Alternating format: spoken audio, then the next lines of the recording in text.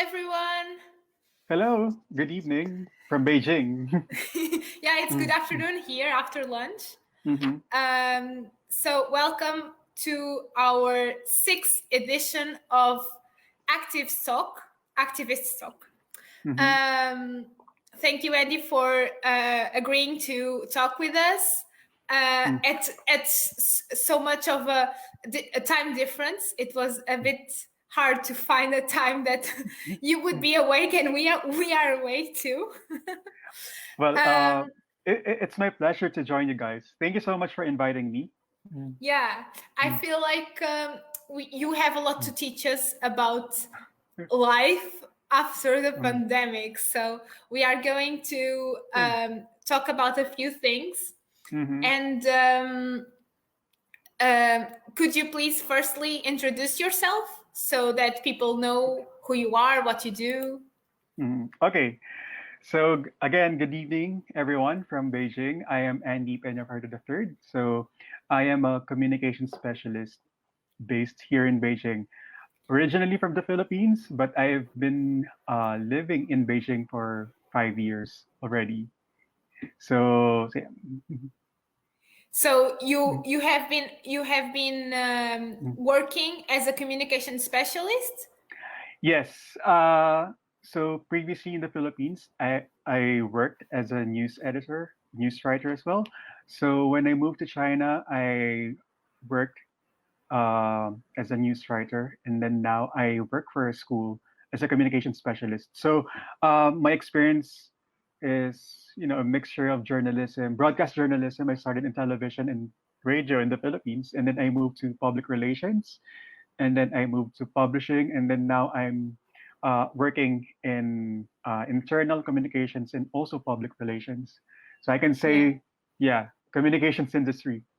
Yeah, communication is Mm. the broader way to describe Yeah, your job. right. You are working now in a school, right? Yes, I work at a school. Yeah. Good. Now we are have to talk about that too. About this, Mm. what the impact of it was in the school. Mm. So Mm. the first thing we want to know, everyone wants to know about, since you are living in China, Mhm. and as we know, the first Mm. the coronavirus emerged from China, and Mhm. I was wondering, how did you hear about the existence of the virus? How did you receive the news? Well, first thing I received the information, like I think in uh, early January, because there's a lot of like on Chinese social media. Although like I couldn't read Chinese text, but I get this information from my colleagues and other people as well, talking about there's an uh, unknown pathogen Mm-hmm. spreading somewhere in southern China. I think Wuhan. I think Hubei is in southern China. So yeah. So that was in early January, and Yeah. then uh, so yes. So January, we here only heard about. Oh no, we only took it seriously by March, I think, Mm-hmm, mm-hmm, and mm-hmm, we are now. So since we last talked, we have an mm-hmm. update. We are starting the unconfinement. I don't know how is it called. Disconfinement, unconfinement. The returning back to normal Uh-huh. next Monday. So people are getting more out of the house next Monday. A little Mm-hmm, scared about that, but our mm-hmm, numbers seem to be fine. So, mm-hmm, how mm-hmm. are the numbers there right now? I think the numbers here, like the infection cases, stabilized. So as far as I know, like there are like two-digit cases or less than Okay, probably 10, but 10 no cases. new cases, right? Uh, as far as I know, no new cases, especially in the epicenter of the epidemic Yeah. in Wuhan. So I think that's good news because you just mentioned about like self confinement. Here we call it self isolation, Yeah. and there's a lot of places. that have imposed quarantine or lockdowns. So as far as Beijing is concerned, I mean, like in my immediate vicinity, so life is somehow getting better. I say getting better, not getting normal, because I feel like th- getting back to normal is different. It's Yeah, very different. So exactly. getting better because I see people, a lot of people on the street, like the traffic jams are back. Businesses are slowly opening again, or a lot of businesses have opened. And Hmm. I think today is the second day of the Labor Day holiday in China. So uh, as Oh, far you as have I know, 2 days. no, no, no. So Oh, we because started it's yes, a large weekend. yeah, yeah. Yeah. But the official holiday, Labor Day holiday in China is from yesterday until Hmm. May 5th. Well, So like I checked the news earlier, so there's a lot of people like staying at home because the thing is like if they travel, then the rules of social distancing or physical distancing, it will be will hard be to. Yeah. hard to Here, follow. Mm, yeah, here, for mm, example, on mm, so this weekend, because it mm, was Labor Day yesterday, mm, um, mm, we are not allowed to leave our mm, municipality, so we have to mm, stay within the municipality. We have mm, the police checking where people are going, mm, but mm, this is going to end mm, possibly on Monday, because mm, the emergency state will end. mm. So Well, that's great. That's great to hear. That's great to yeah, hear. Mm, but we mm, are like careful, still mm, be mm, still at home, because we don't mm, know mm, if mm, a large number of people on the streets will increase the mm, cases. So mm, mm, but we are getting ahead of ourselves, because mm. the first thing I would want to know is, how did this self-isolation change your daily routine? So what was the first thing you noticed that would change your daily routine? Um, okay, so I have to, dig my memory to really remember everything because like now it's May and it Yeah. feels like it's been like how many years since we uh did this self-isolation. But How, I still remember the last day before Chinese New Year, the Chinese New Year holiday. mhm. I remember I was on the subway and I wore a mask and uh, I wore it and took a selfie and then showed it to my family just to let them know that there's this outbreak that's happening in some parts of China that time. So as a precaution, so I also wore this face mask. And then like in terms of routine, um, I'm an early person. I'm an early bird. So basically like the week when the outbreak started in Wuhan and Hubei, um, it was the holiday week, the Chinese New Year holiday. So we were on holiday, so I mean You didn't nothing notice so much. nothing really happened because Yeah. yeah, but the following week, when we were supposed to get back to work, then it all made sense to me that I was living in a different situation because um I think I remember like our company told us that we were not allowed to return to work because of this situation, and so we have to do this online program, work from home, Hmm. and that is quite unique, I would say, because although like I've been like in my previous works I've been using like working at home or working at the cafe, so Yeah. it should be fine. I mean, it should be fine to me. But uh, I feel during the that same. week when we started doing this work from home and also like online learning program, I feel like something was very different in the sense that uh, I don't know what's happening. Although like our school leaders or our leaders are were telling us, okay, this is what's happening and this is what we need to do. But my mind cannot comprehend Yeah. the situation, and it's very difficult for me to make sense out of everything because um, at first I thought, okay, so if it's work from home, then it should be fine because I've done that. Um, uh, I've done work at a cafe, but this was very different. Yeah. So Did you, for sorry, okay, go ahead, go ahead.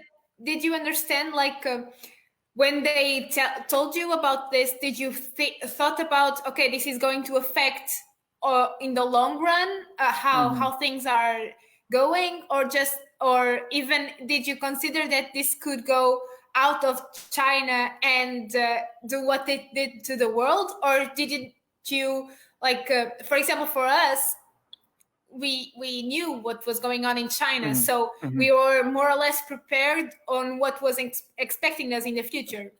Hmm. And I want to know if you understood that, like, okay, we are going to be closed for a lot of time, and it's going to change how we live our daily lives, or it was just let's go by day. And Hmm. what is your feeling about this?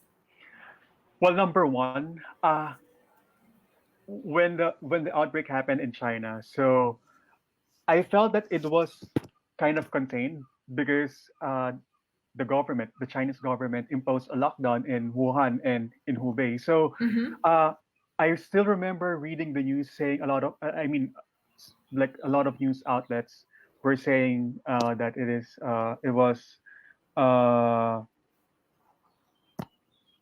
uh, like a human rights violation because of you know you're Confinement. blocking, yeah, Yeah. you're blocking the movement of people. Yeah, sure.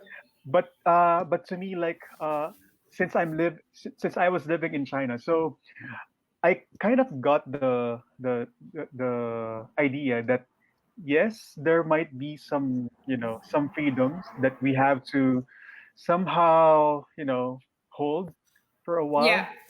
but you And had so public health to care about. yeah, and so like when I heard that those places were locked down, so I thought it was the right decision. I mean, generally, I thought it was the right decision because I thought that um, we need to contain this virus, we need to contain this health threat, and so I thought. Um, and then during that time, like during those weeks, I think the first 2 or 3 weeks, like I was anticipating that okay, so things will probably get normal in a few weeks' time. Let's say April. And Okay. that time, like I remember because I'm trying to write down my experiences. So I feel like it will not get out of China. Like it will not, you know, I did It will not. be contained there and It, not get out. Yeah. it will be contained, and never did I think that it will become a pandemic.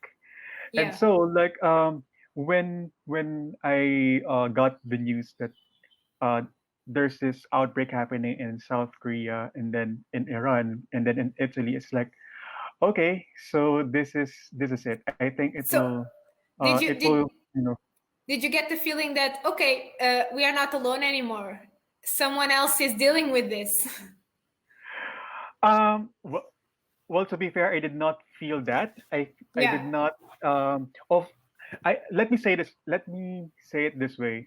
I feel like my experiences are not unique anymore because I think the first 2 or 3 weeks when the outbreak was still, ravaging in Wuhan and Hubei, I really feel like, oh my god, like this is so new to me. This is really a new experience, and this is very difficult for everyone, especially for people in those areas. And so I feel like I needed to, I needed to remember this because this is a unique Yeah. experience. And then I remember telling my family, telling them that I'm okay here. Like I have my supplies, I have my stock and everything. Uh, but then I like the outbreak happened in other places, and then it's like, okay, so my experience is not unique anymore. I feel like Yeah. everyone will But experience it. not everyone will document it, so you have to keep doing that. Yeah, but So let yeah, me let me add one more thing. I think uh, what I can say is mm, this is only my opinion. Um, and of course, like I am not Chinese, so basically, like there's a lot of questions that need to be hmm, asked. But I think those people, like the Chinese, are the better ones to speak. But in my sure. case, like I think China is ahead in terms of like the timeline, like 4 or 5 weeks. So now we are in a recovery period, and like things are, you know, uh, getting better. And so There is I hope. think there is hope. There is hope. Yeah. So we are still confined. We are still isolated, but Mhm, it always mhm. was like a voluntary isolation. Yeah. They only incentivize us to be home. They not Mhm, force us. So, but mhm, but I can tell that like this week, mhm, people are more on the streets than they were before. I think mhm, I think there's a feeling of, okay, this is getting better, so I can go out, I can mhm, go visit my family, which we mhm, can't because mhm, we don't know if we have the virus or not. So mhm. it's very hard. But It's very hard. yeah, Yes. it's very hard. For example, here 2 weeks ago, Mm, I think mm, we have Easter, and we are mhm, a Catholic country, a based mhm, Catholic country, and mhm, mm, it's usually a time where people go and be with their families in other points of the mm, country. mm, So there is a mm, lot of traveling, and the government had um, to ban traveling from outside municipalities, so there wouldn't be added risk, mhm. and people were not very happy with it. So this perspective you were talking about, and I think it's also cultural, but the thing that, okay, we have less freedom to move and to circulate, but at the Mm, same time we are doing what's best for public health in general. mhm, This There is a lot of the population here that understands this, but mhm, there is a small part mhm, that is like, okay, this will not affect me in any way, so I can go out anyway, and then mhm, they don't feel the responsibility of staying, and this would be the better thing, to stay and mhm, do nothing. mhm. um, but did you feel like around the community you are inserted in, was there any reaction to this? How did people in general deal with it? Okay. So to put this in context, I live in Beijing, a city of 21 million people. That's Um, double of yeah, the yeah. Portuguese people. I mean, I live I live in a small part of Beijing.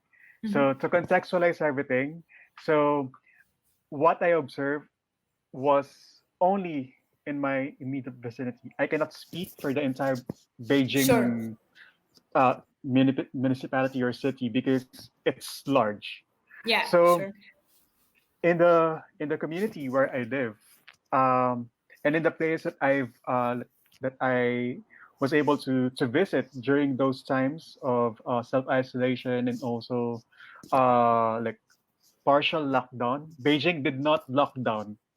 Hmm. Uh, like there were like community or like areas that imposed their own small like Okay. lockdowns, but as a whole, like Beijing did not impose a lockdown. But anyway, so in that context, I think the reaction was, number one, there was no panic buying, at least in the supermarket where I get my supplies, because during that time I remember like when Beijing was kind of getting better, or like China is getting better, uh, the opposite was happening in other countries, right? So there was Yeah. a lot of like panic buying Yeah. and like Toilet toilet paper paper. Yeah, disappeared. Yeah. I mean, Now here flour is disappearing because people turned into bread makers. Everyone is making bread at home, so there is no yeah, flour.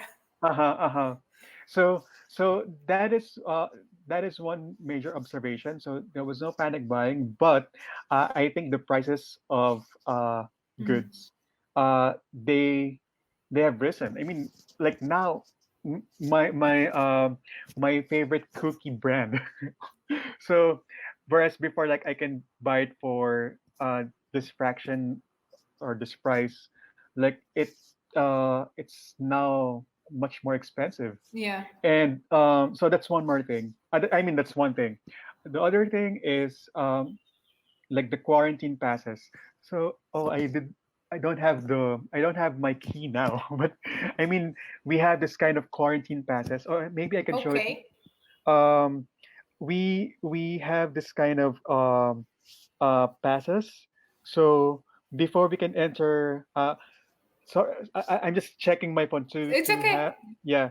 So we have to use this quarantine pass whenever we return to our communities, because this is, you Oh, know, so you can go out of your community, for example, to go for a to walk or yeah, something?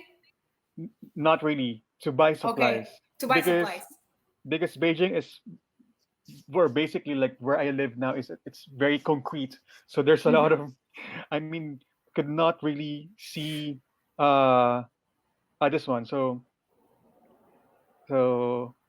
sorry for the. I should have It's prepared this okay. one. Yeah, It's okay. this, this is Okay. like a quarantine pass.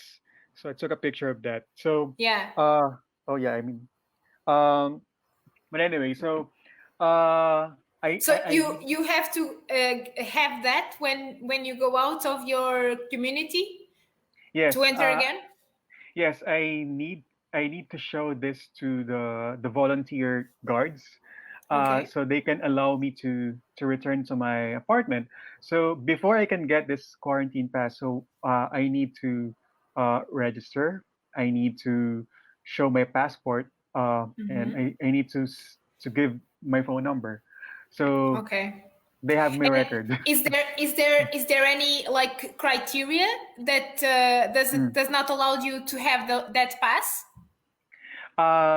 In terms of criteria, I mean everyone should Everyone have can it. get it. Okay. Yeah. Everyone should get one, because they won't be allowed entry to Hmm. like a specific community if they don't have it. So Okay. this quarantine pass is only for your community. So you cannot enter other communities without Okay. their quarantine pass. So and also uh, so in terms of security, so that's one. I wrote a blog about this, like this Hmm. quarantine pass. So this is one way of, you know, checking if you're healthy during this time, or if you even left Beijing uh, Hmm. in this self isolation period. So um, we have an we have an app, a mini app, sorry, on WeChat, that tracks your. Sorry, can you just tell us what WeChat is? Because no one, Oh, yeah, okay, yeah, there can be some people that don't know. okay. So WeChat is a social media app. So I mean messenger. So just think of Messenger or And it is WhatsApp. allowed in China, right? You Yes, can it's access yeah. freely. Yes. So this is like what we call like a super app, because a lot of people are using it. There's a lot of There's a function. wallet, I think, right? You Yes, can use it as a functionality. wallet. Yeah. Yeah. So so this is I just this is the part of the uh Okay. yeah, can you see it clearly? Yeah. Health status, query system, COVID-19 control. Beijing's, Yeah. yeah.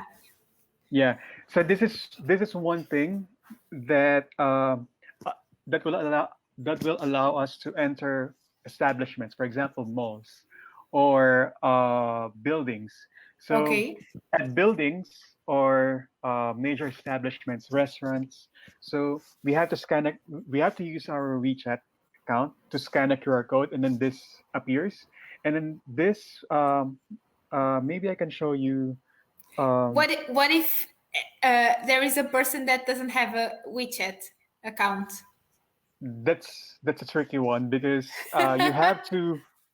Um, this is quite tricky because it shows my details, Your but ID. Yeah, sure. yeah, but But you can anyway, explain it to us. We don't need to see it.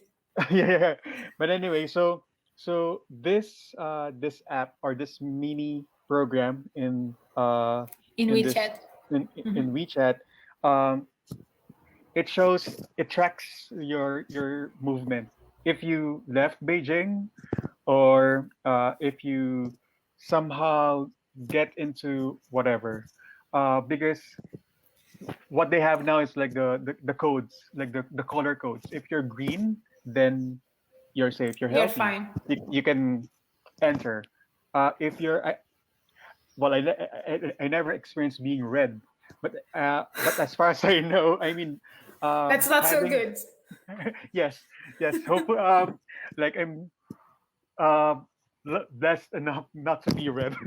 But anyway, so red is I think if you came from high risk areas, so like you will be marked red. So you have to complete your quarantine, your 14-day quarantine or self isolation period, Okay. and then So this is sorry, just to clarify, mm, this is the app you have on WeChat. So if you have a WeChat account, you have that surveillance system, like monitoring system. yes. Um, Mm, and do you have to log in, or this is so? For example, if you go to another part of China, do you log mm. in, or does it track you wherever you go, and you don't have to do anything? It's connected on your WeChat account, and your WeChat account is connected to your mobile number. Okay. And then your mobile number is connected to your passport or to your identification. Wow. Yeah, Okay. and so I mean, yeah, So you It- cannot go. You cannot go anywhere without transferring information, unless you leave your cell phone at home. But it's not advised, right? well, you can basically live without your phone because you can still pay money. Yeah. Sure. Yeah, so technically you can live Okay. without your phone, but it's not so But convenient. yeah, but do you feel that this tool they did is a good way to track where people are and to track the spreading of the virus? Uh, this is a tricky situation because the question is, okay, so do we have to monitor or track the movement of people, Yeah. or do we, like, in exchange of like, how to say, Public health. Yeah. controlling the spread of the virus. So this is really a tricky situation, and I think We are having uh this discussion now here. mm, That's why yeah, I'm asking. yeah, Because they want to introduce certain apps that can mm, monitor where you are and mm, who are you with, so mm, they can check if you are in mm, danger of mm. getting the virus or not. Yeah. So in terms of public health, then yes, it makes sense. But in terms of other things, perhaps we can. I Do it mean, another way. I mean, I'm not the right person to talk about security because it's Sure. beyond the scope of my expertise, I can say. Yeah. Yeah. Mm, mm, Okay. But so this is your daily, one of your daily tools. So you have your quarantine pass, you have your WeChat app. mhm. What is it like on your, like, your daily routine?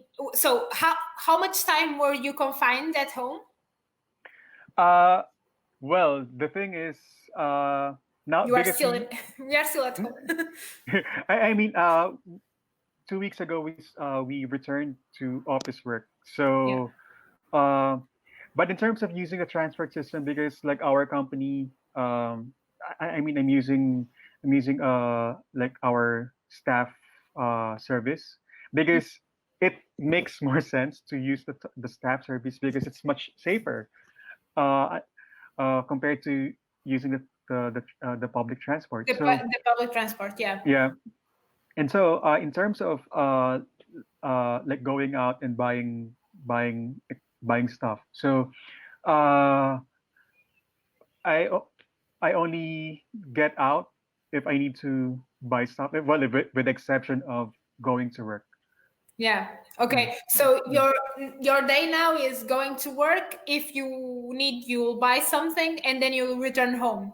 Yeah, And yeah, when you had to work from home, um, yeah. you, for example, watch the news every day? Because Mm, I know mm. that you are a communication specialist, so probably you have to be informed. And but there is some type of balance you have to do before going crazy with all of the information, right?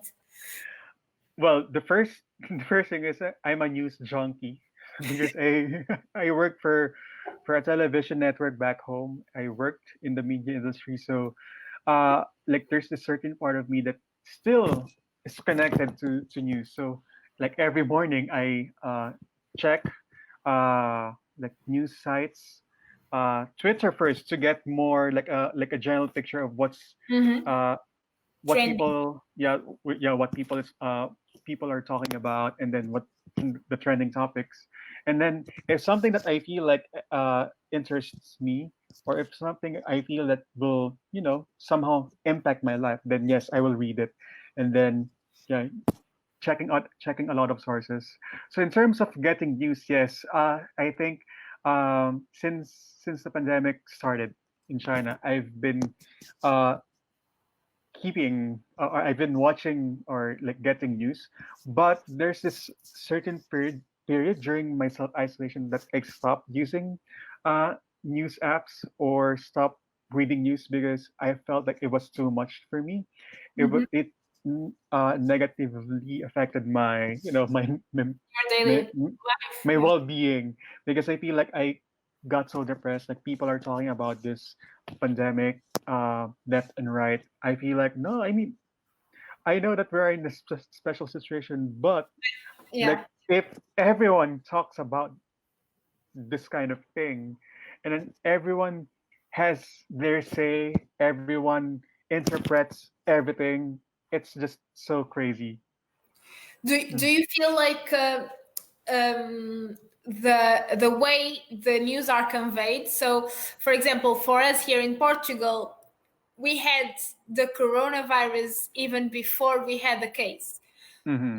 This is why every day for probably 2 weeks, Mm-hmm. the news reports would open with "There is no coronavirus case in Portugal." Mm-hmm. So Mm-hmm. we had it before we had it. Mm-hmm. And there was a general sense of panic, I think, Mm-hmm. caused by probably the way the news was conveyed to us. Mm-hmm. So, did you feel this? Did you feel like the the feeling of the people in general and the opinions of people in general about this were in some ways related to how the news was reported?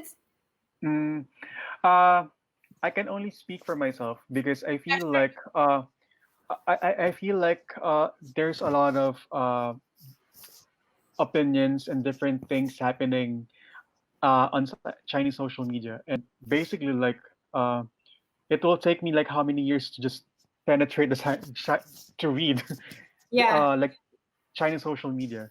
But okay, so my observation of their conversations, I feel like there is like a mix between people trusting and people not trusting, because I think it's the way that they receive information.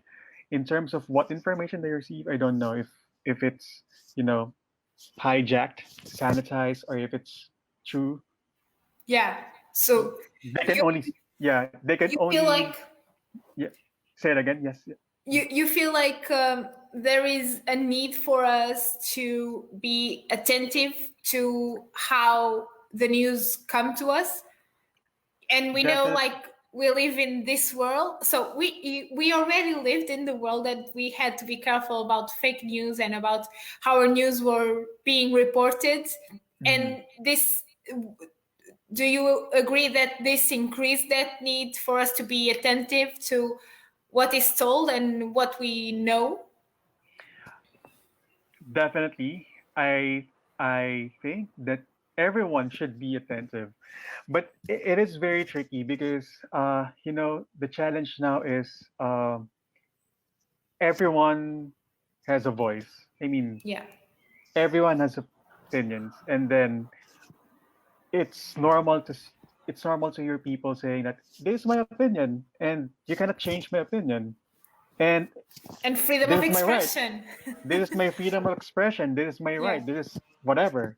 But again, like, if everyone is doing like that, instead of having one voice, we get noise, right?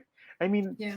uh are we allowing ourselves to live in this kind of noisy situation where everyone talks, everyone has an opinion about something, about everything?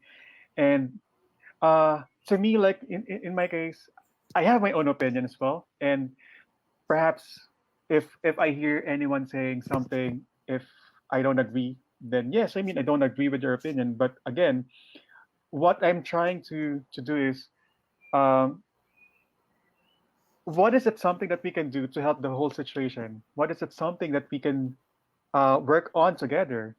Uh, I know that there are a lot of differences, but again, like, we are in a crisis. We are in a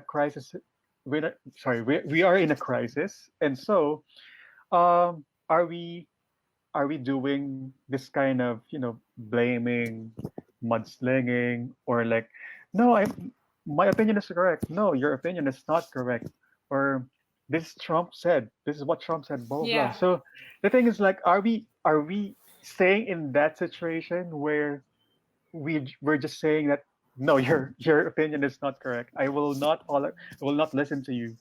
We are in a situation where we need everyone to, you know, to stay calm, think what will happen. I mean, Question.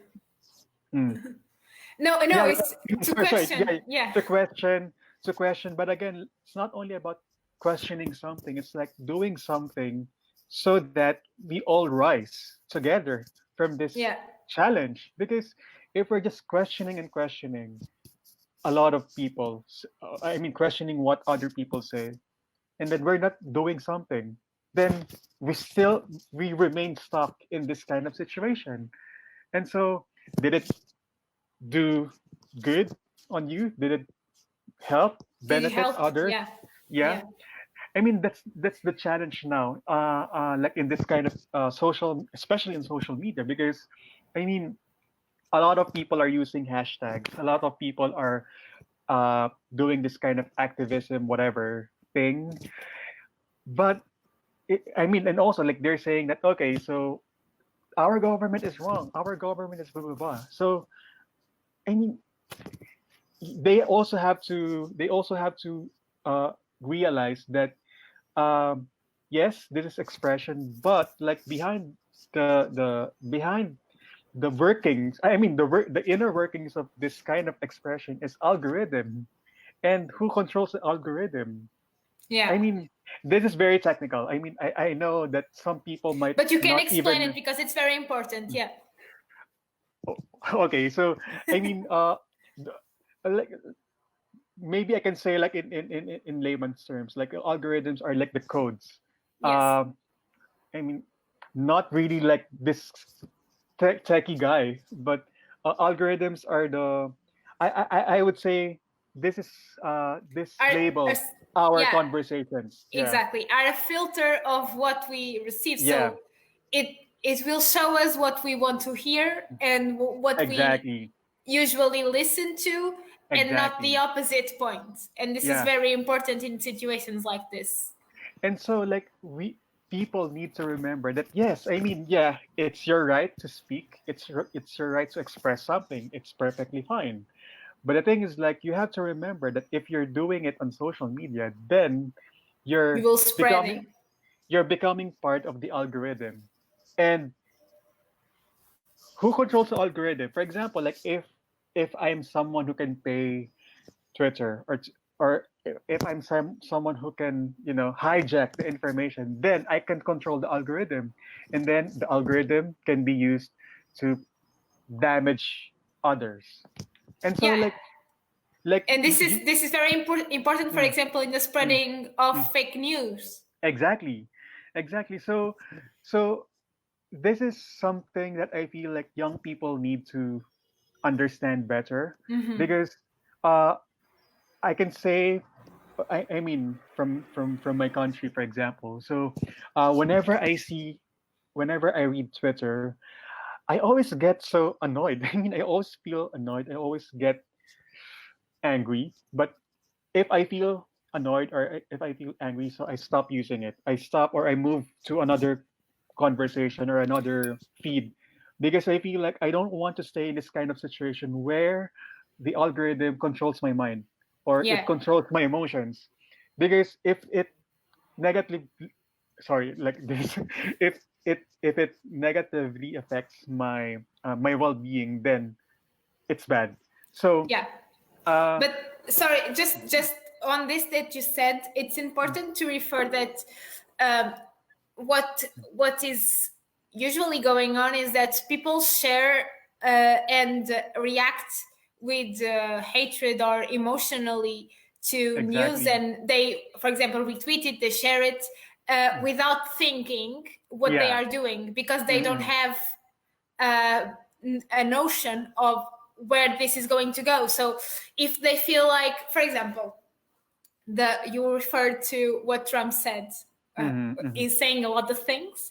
Not, mm-mm.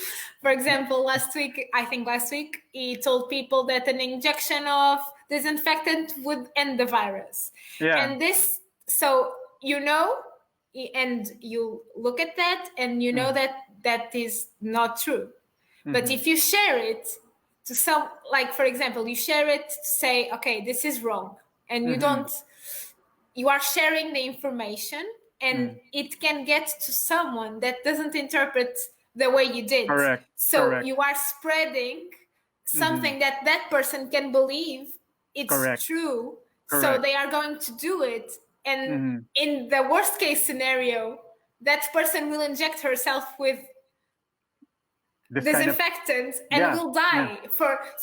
This is the responsibility we have on our hands, that yeah. our actions Mm, on the technology we use every day very true. can have a great impact Yeah. on how they get to people, and who who they get to.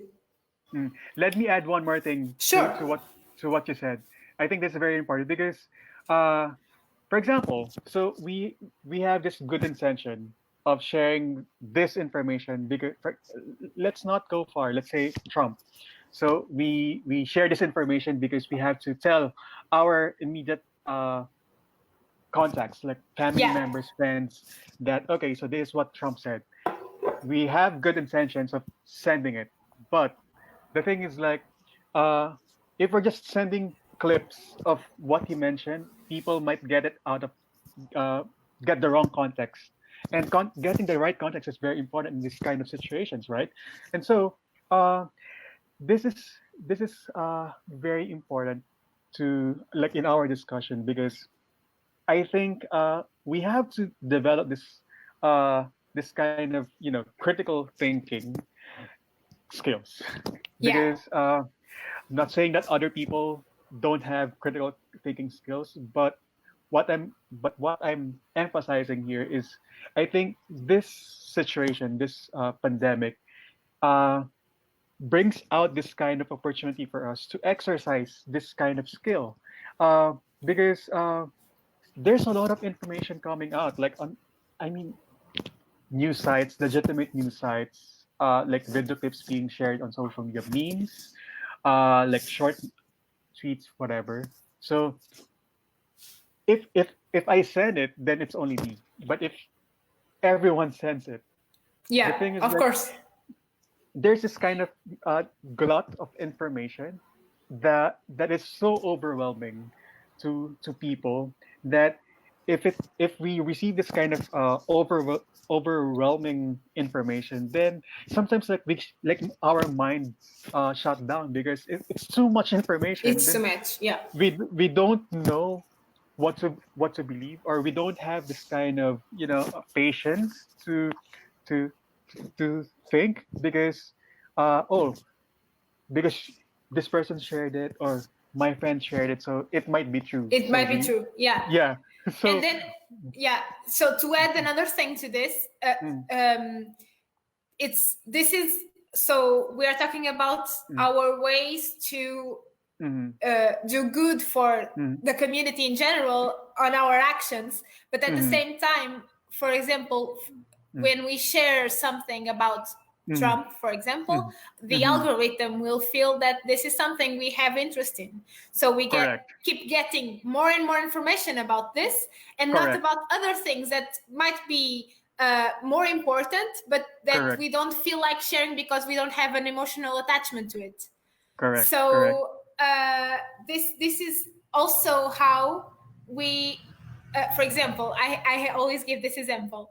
Mm, My mother sees a lot of news on mm, social media about, mm, I don't know, deaths and murders and whatever, and she's telling me like, oh, did you see this? No, because I don't share, I don't like, I don't click on that information, so it doesn't get to me. I see other things. mhm, uh, mhm, because we are not the general people who don't know what an algorithm is, are not mhm, aware of how it works, so they cannot. mhm, I don't want to say manipulate it, but mhm, work with it, let's say. mhm, mhm. It's harder. Yeah, the thing is like it's so difficult now because a lot of people think that Facebook is the primary news source because a Yeah, lot of people are sharing news on Facebook because a lot of people are connected on Facebook, and a lot of people are using tweets to generalize things. For example, like one tweet about something can blow up, and it yeah, can be an overnight sensation. And then if this tweet comes from, let's say, like a government agency or like a legitimate government, and then if this tweet blows up, then it might be misconstrued as like the official hmm, uh, message from this yeah, agency or from this government. But again, uh, yeah, we have to remember that this is a game of algorithm. So the more people that tweet, retweet, share, whatever, do this kind of engagement, like the social media term engagement, the more that we engage with these stories, so the more yes. that it gets legitimized. So imagine if a fake news has been shared, a piece of fake news has been shared we can probably give we a can give million times. yeah, but a proper example, it's the Mm. dolphins in Venice. Yeah, I mean, like that, like in our previous conversation. I mean, a couple of days Yeah, ago.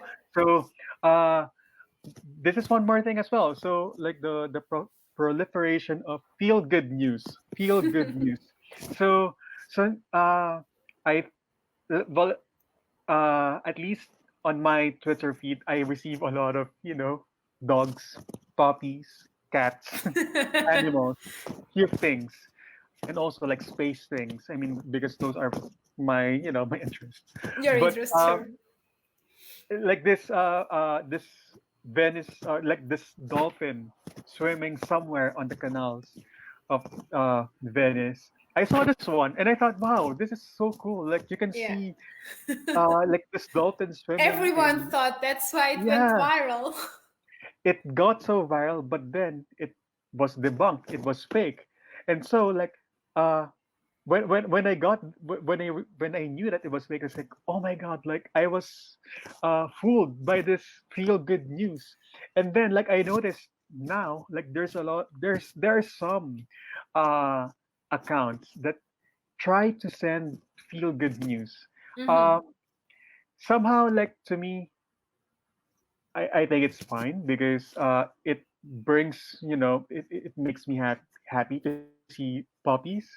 But again, like, imagine those are real videos. For example, what will happen if those videos are faked or are manipulated? Sure. So, I mean, it, it's only a matter of time before those videos get manipulated or faked. Yeah. And so But because we also have to think hard when we are sharing that, because yeah, because it's the thing feel is good, but at the same time it can be a lie.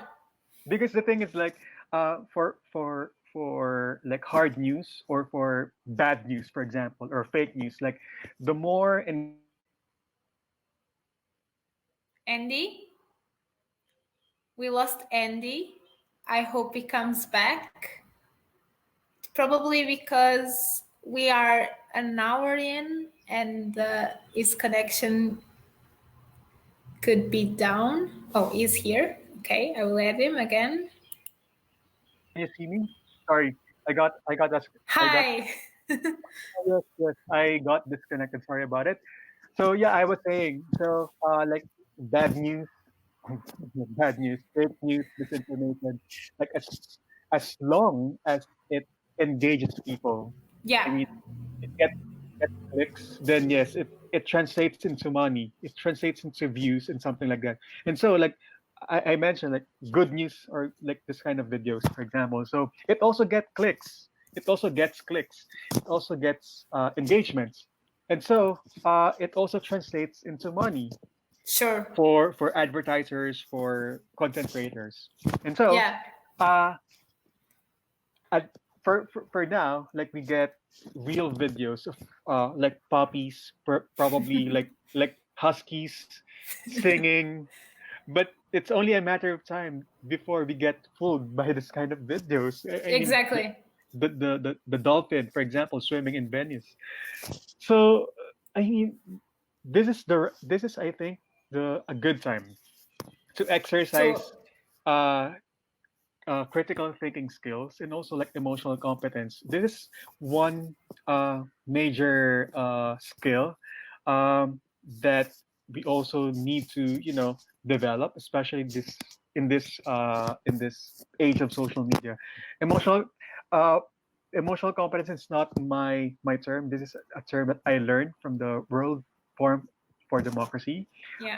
I was part of the youth delegation from the Council of Europe, and so like this is something that I learned from the Council of Europe, like the youth delegation, like our trainers. Special mention to our trainers, Yeah. like who gave us this insightful idea about emotional competence. And I really agree that we have to develop this emotional competence. And what is emotional competence, by the way? So, um, I mean, I think it would be better if our trainers will Explained it. will explain it. But in in my understanding of emotional competence, this is something that uh, you are more resilient. I mean, resilience is one part to me of emotional competence. Um, like you are strong emotionally to handle this this kind of information, misinformation, disinformation, because it's you know how to handle this kind of information, Yeah.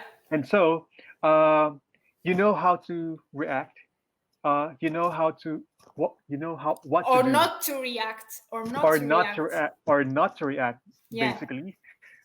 React or not to react, or you know how to tell people that, okay, so this is, we have to talk about this one, or we have to stop sharing this, we have to stop adding to the noise. Yeah. You have a So yeah. yeah, so The this is rationally thinking, yeah. the rational thinking, that is very important in terms of like consuming the news, and Mm-hmm. also understanding the news, understanding information, understanding things that you receive from digital communications. So that is to me emotional competence. I don't know if it makes sense to our viewers. Sure. So, but yeah, so just to like plug, I wrote like a small article about it, so I can share that Yeah. article We with can other viewers. after this we can share on the comments here Yes. of the broadcast your blog, so people can follow your Yeah. work and your quarantine journal. That's very Thank you very so much. good. That for us, for example, for me, it was very important to read your blog about 8 weeks of quarantine when I was in the beginning. So I would understand that like week 2 is the worst one, and it's the one that I feel like, and I did like what's going on? I'm not doing anything. I could not work. It was very, very hard. But then I read on your blog that would get better, and I'm like, okay, this will be fine. So it's very important that you would tell us that having your experience further in time. It's like you are in the future and we are still in the past. So going back to that emotional competence. Let me just tell people that we are. If you want to ask questions, you can send our comments, and then we try to respond to you. So going back to emotional competence. So again, like I'm emphasizing that this is something that I learned from the Council of Europe, the youth delegation, and thank you to our trainers. I mean, they're so brilliant in terms of like telling us like training us about this. And why do I say this? Because I feel like, especially to our viewers, uh, you have to understand the context of social media. I mean, like 10 years ago, I remember when I was invited to speak at a university somewhere in my home country. I remember I talked about social media for social change. Imagine that time, like 10 years ago. Yeah. I remember the context of my presentation was about the Arab Spring, like the like how social media was used to that was like the first time that social media was used to organization, like correct. Activism, and Correct. Institute change. I mean, topple governments, because those governments, I don't know, whatever. But anyway, so people use social media to change their society. And so Sure. like that is the optimistic view of social media. But like the other people who used, or they saw another use for social media, and sadly, like social media, the landscape is very different now. Sure. And so I mean, And we have a special responsibility with this, like being able, because then like 10 years ago, social media was something that our generation, for example, would use, and was not that widespread. And right now we have, for example, my grandmother uses social media, and that's she very nice. but she doesn't understand the concept of an algorithm on exactly. Or if she likes something, or if she shares something, that's what is going up on her profile. So this is like a responsibility for our generation to share with others what's going on and how do we use it to good. I think for people beyond our generation, like maybe I can say, like in our generation, it's easier for us to understand somehow algorithms. But again, it's like not everyone understands. Sure. But we have the responsibility to spread how it works so people can use it properly. I feel like. Exactly. Okay. We don't have any questions here. Here, Patricia says that the situation definitely exposed how dangerous the spreading of fake news really is, and we Definitely. understand that that's an issue with Mm, the pandemic. mm. Do you feel like just to wrap up? We are 1 hour in. Wow, it flown by. Yeah, I um, mean, do you feel like there is some type of change that can happen on how? So you talked about this being the right moment for us to change how we can consume the news. But do you mhm. feel like if this change in consumerism of the news would change how media works and how which content they provide us? I think in terms of the media landscape and the media by media landscape, I'm saying the news organizations.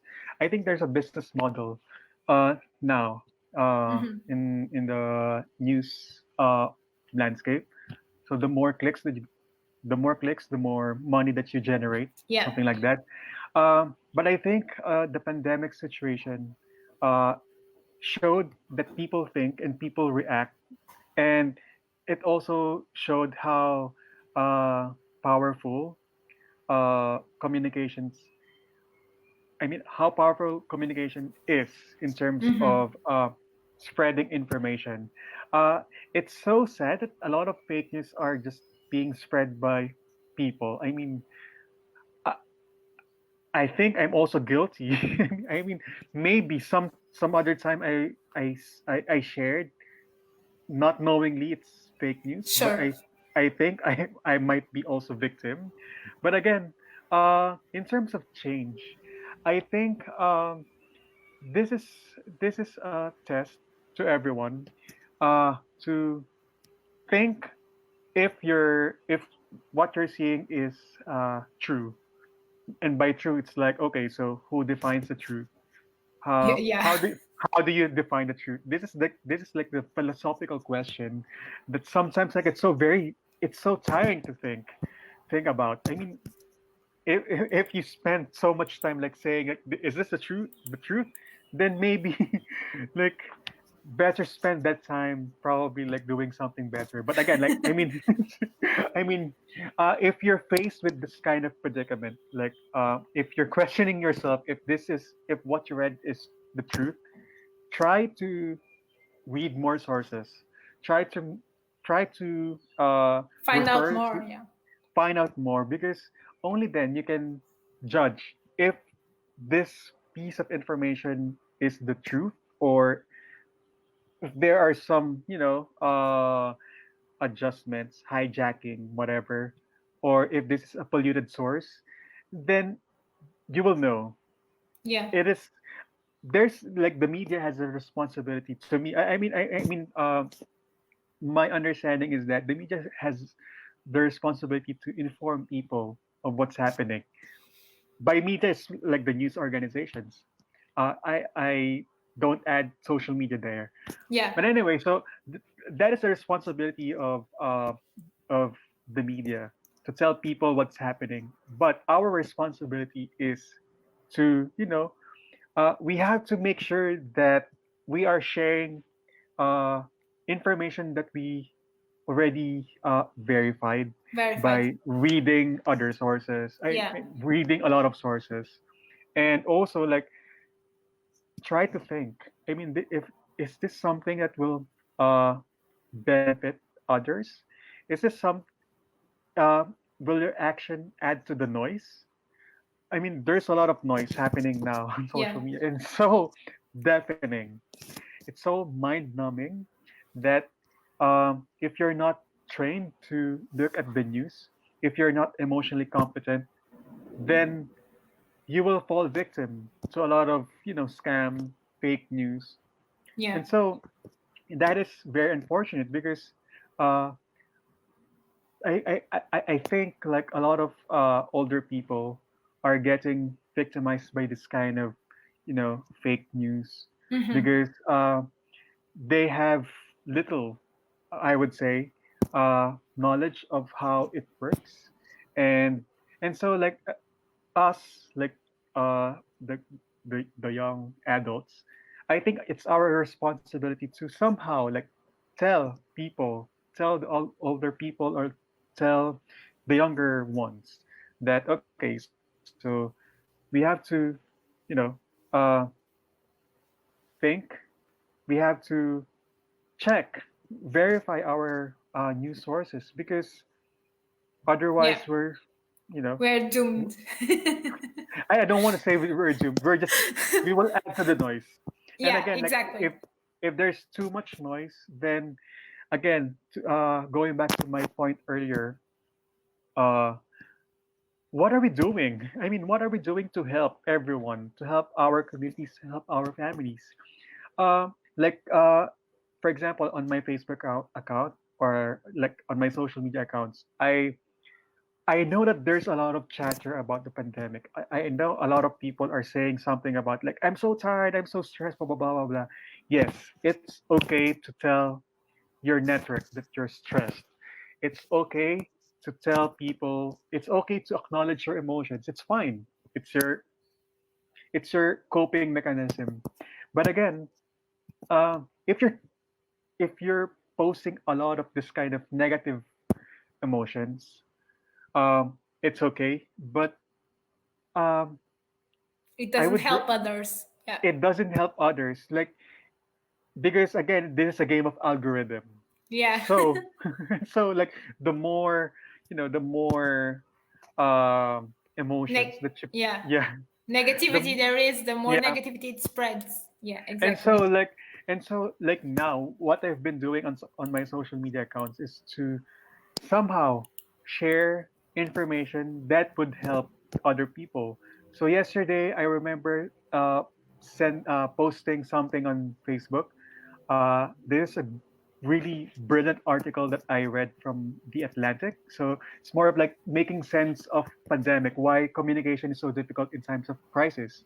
This is a brilliantly written article in terms of like how the writer presented the arguments and everything. So Mm-hmm. to me, like I told my network that use your precious social media time to read something that will help you, that will Yeah. benefit you, that will benefit others.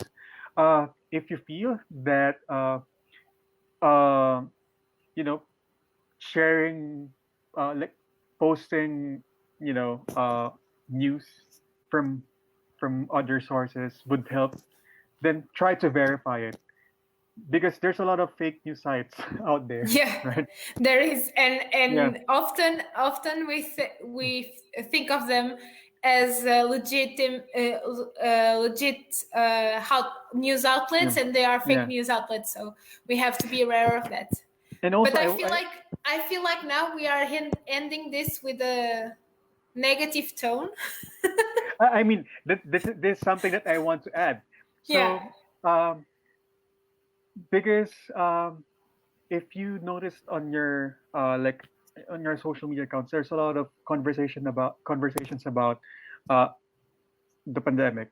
So there are I've been seeing content now on social media, like in a lot of news sites, like telling people that okay, look ahead. What are you going to do Yeah, exactly. now? That's what we need now.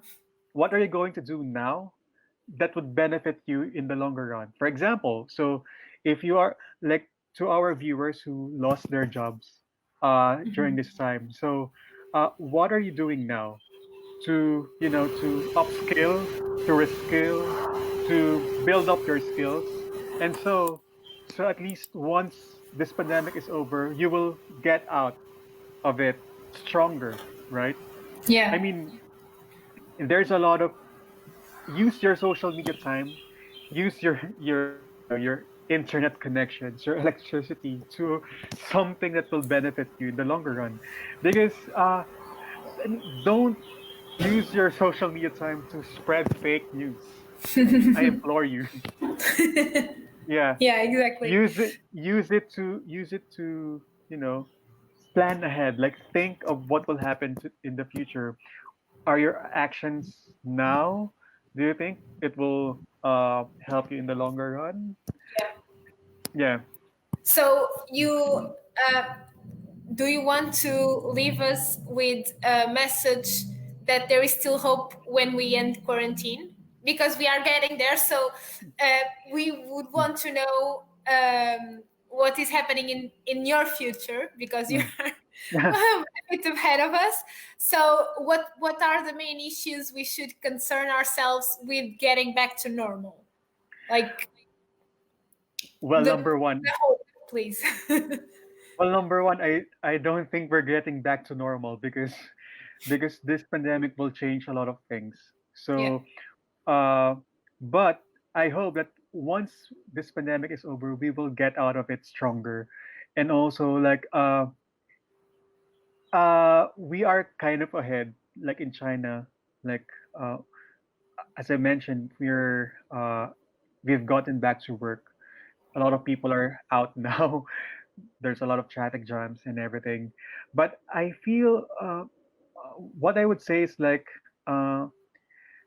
try to try to be try to remain level-headed in in the sense that there's a lot of uncertainties, Yeah. and the more uncertainties we face, the more challenge we feel, the more powerless we feel.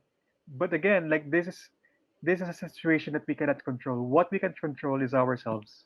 I mean, Yeah. what are you doing now to help yourself come out of this situation better? Uh, Stay hopeful. I feel like it might be easy to say, but it's very difficult, especially for other people who are living in other circumstances. I know that there's a lot of people living in different circumstances. Probably some of them are like lost their jobs, or some of them don't have anything, and so that is very difficult for them to remain hopeful. But um, this is something that I think us humans are very much, like this is an inherent something, a quality of us. Like um, there's a part of us that is hopeful all the time, and Yeah. so I would like to say that try to tap into that one piece of hope in anywhere in your body, anywhere in your in your mind, in your heart, and think that this will pass, and when this ends, you will uh, get out of it stronger.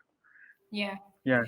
Thank you so much, Andy. I love talking to you, and Thank I you so feel much. like this is very important messages we conveyed here, and Mhm. let's hope that we can get out of our country sometime to meet again. Yeah. And thank you for talking to us. Really. Thank you so much for inviting me. And I mean, like, I feel like it will be a longer time. It will take us a longer time before, travel Yeah. gets back to normal. But I hope when that time One comes, like, day. I mean, we will catch up. Yeah, I mean, Yeah. this is something that I'm so excited to do, like having coffee or having Exactly. Going conversations. to the coffee shop to work. Yeah, or having conversations with breathing people. I mean, I know that you're alive, but I mean, it's so nice to see Yeah. people in front of you without a Exactly. mask. Okay. Yeah. Let's hope. Okay. Yeah. Thank you everyone for watching, and we have another live on Thursday. So be posted for this, and thank you, Andy, and bye bye everyone.